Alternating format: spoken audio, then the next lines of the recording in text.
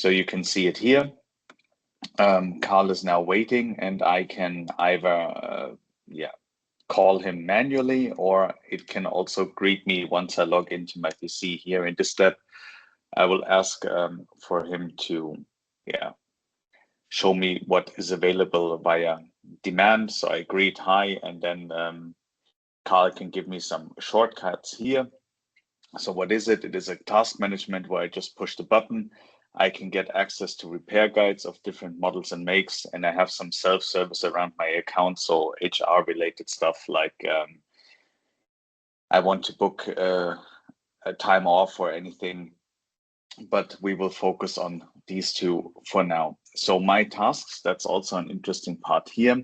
What do we connect? It's not only the customer service desk that we connect where customers hand in their cars that need to be taken care of, but also we have a skill matrix connected to it. Skill matrix meaning we know the employees, we know their skills, we know what they are trained on.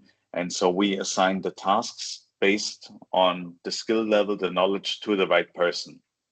So that if I don't know anything of a certain model or problem, I will not get the task aligned so that we don't have unnecessary waiting times. But let's see how that looks. If I click on my tasks, then it will show me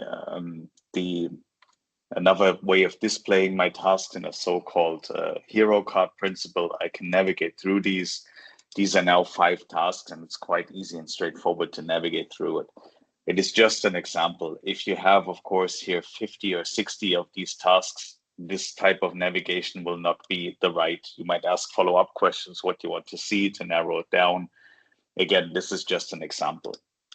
So if I now take this task, the replacing the high voltage battery, I can show the details of it because I only know like a rough topic what I need to do. And the details here is now a combination of what the customer service agent at the front desk entered as a problem and the record that I have of the car being a customer.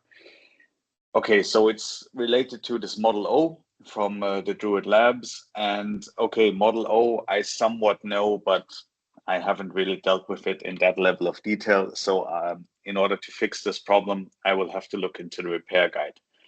Now, the repair guide can be anywhere in the company. It can be a file share, a SharePoint, an enterprise content management system. So I would have to log into a new system, search for it. I would have to look for the repair guide. And also within the repair guide that can have hundreds of pages, I will have to navigate to the right area. Here, everything is given in the context. We know the model, we know the specific problem, and now we can align all this knowledge to the repair guide and have it easily created to us by using generative AI just by pushing this button. So as I said, this will take a couple of seconds for it to digest all the information and pinpoint us to the right information and give us this nice and neat summary. So before going to the step-by-step manual of what to do in this case to the specific problem, it can also give me advices, some safety precaution handling. So for example, wearing personal protection equipment. This is now an abstract of the document. I can also have a link to the whole document if I want that. In this scenario, we don't have that here, but just to give you an idea what we can do. All right, so I know what to do. I see there are some components to be installed, and normally I would need to check if all the spare parts are available. So what do? Let's say we're using SAP internally. I would need to log into SAP. I would search for the right part numbers and the right parts and check if they are on stock. But here you can imagine that I can also ask Carl, and he will basically do all of this work for me. All right, so in order to fix this problem, I need 4 components. I have 3 or 4 available.